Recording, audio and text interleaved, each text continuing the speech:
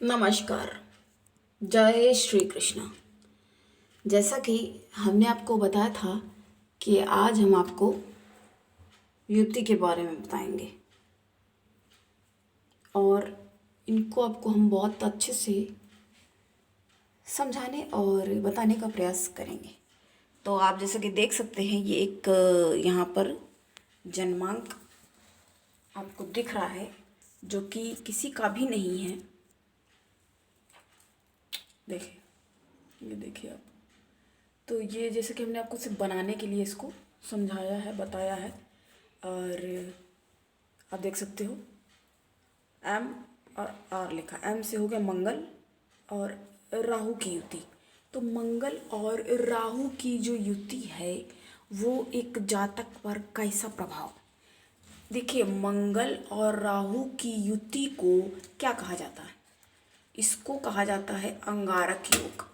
ये बहुत ही एक खतरनाक और बहुत ही भयावह किस्म का योग माना जाता है। भाई क्यों भयानक माना जाता है ये?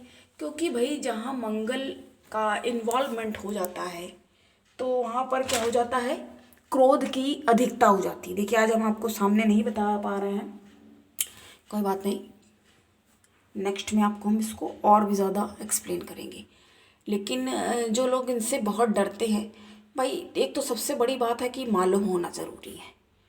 तो आपको घबराने की ज़रूरत तो नहीं है।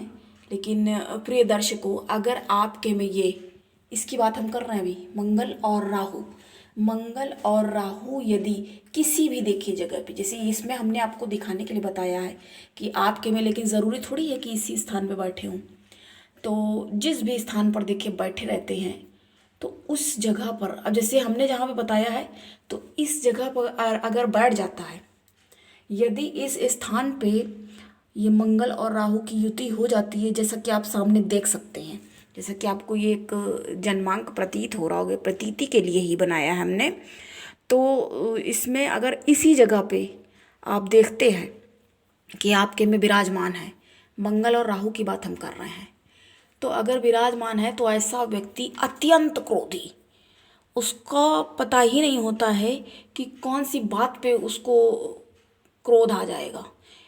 बहुत क्रोधी व्यक्ति होता है, क्रुद्ध हो जाएगा। आपकी कोई भी बात, आप हो सकता है उससे कोई नॉर्मल बात भी करने की चेष्टा करें तो आपका चेष्टा करना ही आपको लगेगा क्षण भर में कि पता नहीं कौन सी ऐसी गलती कर दी है। क्योंकि ऐसे व्यक्ति का अपने ऊपर कोई आपा नहीं रह जाता, बड़ी जल्दी से इनका आपा हो जाता है और ये अत्यंत क्रोधी माने जाते हैं। क्रोध पर देखिए संयम रखने की ज़रूरत है और कहा जाता है ना, एंगर मैनेजमेंट, ये करना चाहिए। लेकिन देखिए हर कोई नहीं कर पाता। अब भाई करने की आवश्यकता क्या है? करने की आवश्यकता इसलिए है कि बिना वजह, एक तो आप अपना ही नुकसान करते हैं, जो हम पहले उदाहरण में बता चुके हैं आपको कि व्यक्ति क्रोध में, कोई भी देखिए, अगर आपके अंदर बुराई तो नहीं कह सकते हैं क्रोध को, ये एक एनर्जी है, लेकिन उसका यूटिलाइज करना देखिए ज़रूरी है।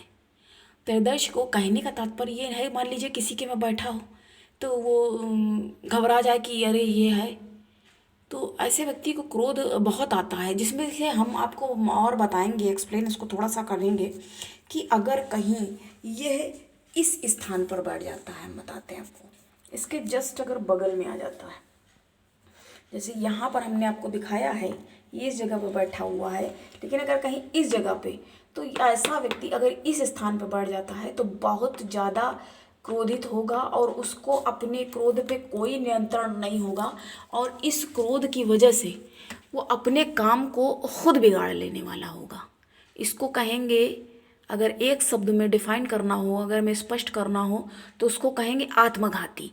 ऐसा व्यक्ति आत्मघाती किस्म का क्रोध करेगा क्योंकि उसको कोई, और इसके जस्ट अगर सामने कहीं बढ़ जाता है, ये अगर हम आपको और भी ज़्यादा एक्सप्लेन करके बताएंगे, तो हमने जो आपको स्थान बताया कि इस जगह पे अगर बैठ जाता है, मंगल और राहु की युति यदि ऐसे स्थान पे हो जाती है तो ये बहुत ज़्यादा घातक परिणाम देने वाली, क्योंकि ऐसे व्यक्ति को इतना क्रोध आएगा, उसको सही बात भी सुनने, उसको बस हर समय यही लगता है कि हम ही सही हैं।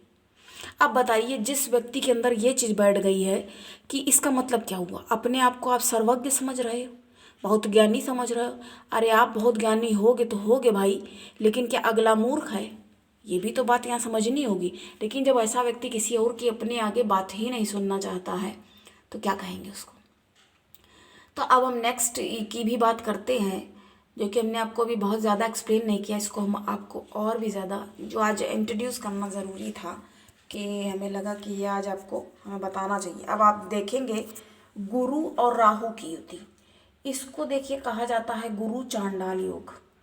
गुरु और राहु की युति यदि प्रदर्श को किसी भी स्थान में, ये हमने आपको पहले भी बताया है कि ये जैसे स्थान है, ये स्थान में बैठी हुई है, तो ये बहुत ज़्यादा क्रोध तो रहेगी ही अधिकता उसमें, लेकिन ये व्यक्ति मतलब एक शब्द से ही देखिए स्पष्ट है, गुरु चांडाल योग बना देती है।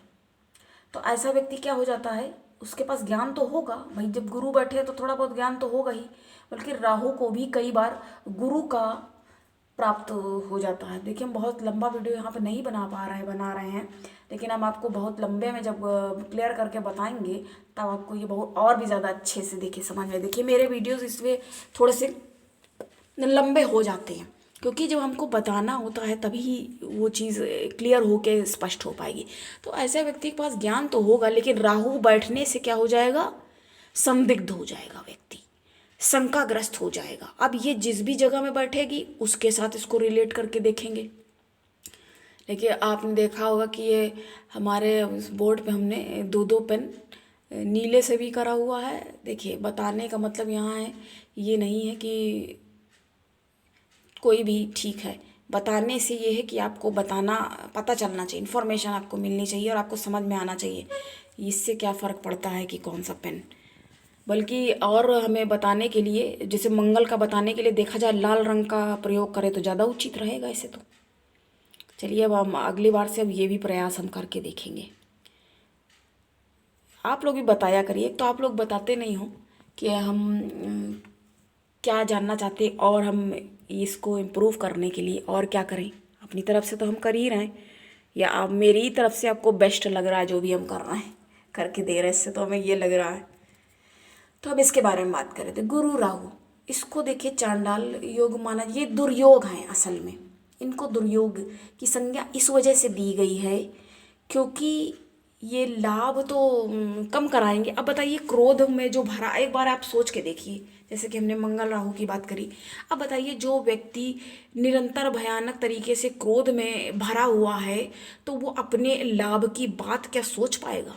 तो वही कहने का तात्पर्य है कि उसके समक्ष में, उसके सामने प्रस्तुत होंगी लाभदायक परिस्थितियाँ लाभदायक उसके समक्ष बनी होंगी और वो अपने समतुल्य किसी को नहीं समझेगा और अपनी लाभ की स्थिति को भी बिगाड़ लेने में सक्षम हो जाएगा। मतलब वो अपने लाभ, हम सक्षम यहाँ कह रहे हैं, सक्षम तो नहीं यहाँ कहा जा सकता, मतलब कहने का ये तात्पर्य यहाँ पर है दर्शकों कि उसको ये संशय, क्योंकि ये जल्दबाजी वाला ग्रह है ना, क्रोध, पराक्रम, साहस, ऊर्जा सबके कारक है ना मंगल देव, तो उसके अंदर ऐसी एनर्जी भरी रहेगी। ठीक है भाई, होशियार हो, अच्छी बात है, लेकिन अपनी लाभदायक परिस्थिति को ना समझ सके, जो उसके फेवर की भी बात होगी उसको कई बार उसको ही वो नेगलेक्ट कर देगा, इग्नोर कर देगा।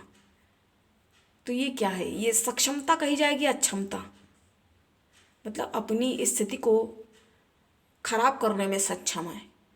तो क्या है, विरोधाभासी मतलब शब्द से अगर समझेंगे तो आपको समझ में आएगा, वो मतलब अक्षम हो जाएगा काम को बनाने में। तो अक्षम हुआ जा रहा है कोई व्यक्ति, तो उसको योग तो नहीं कहा जा सकता ना, उसको क्या कहेंगे फिर, उसको दुर्योग ही तो कहेंगे ना। अब भाई ये स्थितियाँ मिली हैं आपको, कोई भाई बिसात कोई पंडित की थोड़ी हो गई है कि किसी ने, भाई ऐसे तो अगर हम लोग बैठा लें, अगर हमारे पास आओगे, हम अगर स्वयं से बैठा लें ग्रहों को तो सारे अच्छे ही बैठा देंगे, बेस्ट बैठा, लेकिन ये तो आपके ही कर्मानुबंध है ना, कर्मों के अनुसार जो आपको प्राप्त हुआ है, पिछले में जो आप करके चले हैं। यदि आप ज्योतिष में और एस्ट्रोलॉजी में अगर आप यकीन करते हैं, जी हाँ परा विज्ञान है ये, तो पराविज्ञान है, इनमें आप यकीन करते हैं और मानी हुई बात है ये तो। जब आप ईश्वर पर यकीन करते हैं, इन पर यकीन करते हैं, तो प्रारब्ध पर भी यकीन तो करते ही होंगे। अपने पूर्व जन्म में जो भी आपने कुछ अर्जित किया है, पुण्य कर्मों से जो शुभ ग्रह स्थितियाँ बनी हैं, और कुछ पाप कर्म चाहे अनचाहे, कई बार देखिए नहीं भी व्यक्ति चाहता है पर कर जाता है। कई सारे हमने आपको पिछले वीडियोज़ में आप जाके देख सकते हैं, जा कर के उसको देखिए। उनमें हमने उदाहरण बताया है कि कई बार देखिए नहीं होता है करने के लिए तैयार, फिर भी अगर कोई गलती या कोई अनजाने में कोई काम करता है तो उसका भी देखिए दुष्परिणाम मिल जाता है देखने को। तो ऐसी परिस्थितियों का जब निर्माण हो जाता है तो क्या करना ज़रूरी है, क्या किया जा सकता है? यथोचित तो बस किया क्या जा सकता है, सिर्फ इतना ही। एक तो आप जान लें और फिर मान लें, और अपने आप को संयमित करने का, संयम रखने का, अपने क्रोध पर एक अंकुश, जो कि होना तो बहुत ही ज़्यादा मुश्किल है। जो स्थिति हमने आपको दिखाई है, मंगल राहु वगैरह अगर इस परिस्थिति में बढ़ जाते हैं तो जैसा कि और गुरु चांडाल में हमने आपसे कहा, तो नाम से ही स्पष्ट हो रहा है। और एक बात हम यहाँ आपको बताना चाहेंगे, कई बार बहुत गुमराह कर देते पंडित। ये देखिए युति में जब होंगे, साफ बात ये है स्पष्ट कि जब ये युति में होंगे तभी इनका निर्माण होगा। कई लोग कहते दृष्टि भी पड़ रही, अब भाई इतने ग्रह हैं ये, इनकी 3-3 और 4-4 कितनी कितनी दृष्टि हैं, तो ये तो कोई ना कोई तो फिर देखेगा ही। तो उसको देखिए नहीं मान्यता है, उसको नहीं माना जाता है। अगर किसी की दृष्टि पड़ रही है तो उसको वो नहीं, बल्कि वो तो एक तरीके से लाभकारी हो जाएगा, वो शुभ होगा। क्योंकि राहु क्या है भाई, राहु के पास क्या खोपड़ी है, सिर है उसके पास।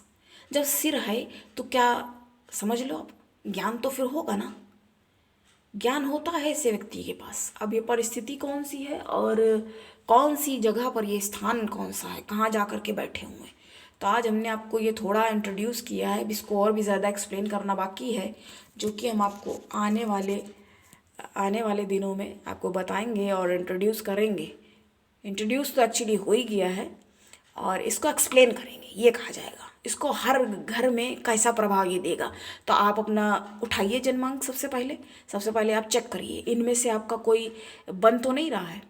आप देखिए कि आपके में इसमें से एक युति बन रही है या दोनों तो खैर बन नहीं पाएंगे, क्योंकि राहु का इसके साथ इन्वॉल्व होना। अब शुभ ग्रह है गुरु और राहु को, जबकि मतलब अशुभ कई देखिए जन्मांक होते हैं, उनके लिए ये बहुत ज़्यादा लाभकारी होता है, जैसे कि वृषभ के लिए, तुला के लिए। और स्थिति कौन सी है, अगर ये अपनी कन्या और मिथुन राशि में कहीं बढ़ जाता तब तो ये बहुत अच्छी स्थिति मानी जाती है, उसकी स्वयं की राशि है और उच्च राशि है। और वृषभ में भी बहुत अच्छा ये माना जाता राहु, वृषभ का राहु उच्च का माना जाता है। तो लेकिन फिर भी इसको अभी दैत्य की संज्ञा में राहु हो गए, केतु, शनि और शुक्र को भी, हालांकि हैं शुभ ग्रह, लेकिन चूंकि ये दैत्यों के गुरु बन गए थे आचार्य, तो इनको उनकी ही कैटेगरी में रख लिया जाता है। तो आज के लिए इतना ही, और आप देखिए अपने में ये युति है, और इसके बारे में आप क्या बताना चाहते हैं कमेंट में, कि आपको कैसा लगा और क्या आप जानना चाहते हैं, आपके कौन से स्थान में बन रही है या नहीं बन रही है, तो आप बताएं। और आज के लिए इतना ही, मिलते हैं फिर नेक्स्ट वीडियो में कोई और अन्य परिचर्चा के साथ। तब तक के लिए नमस्कार, जय श्री कृष्ण।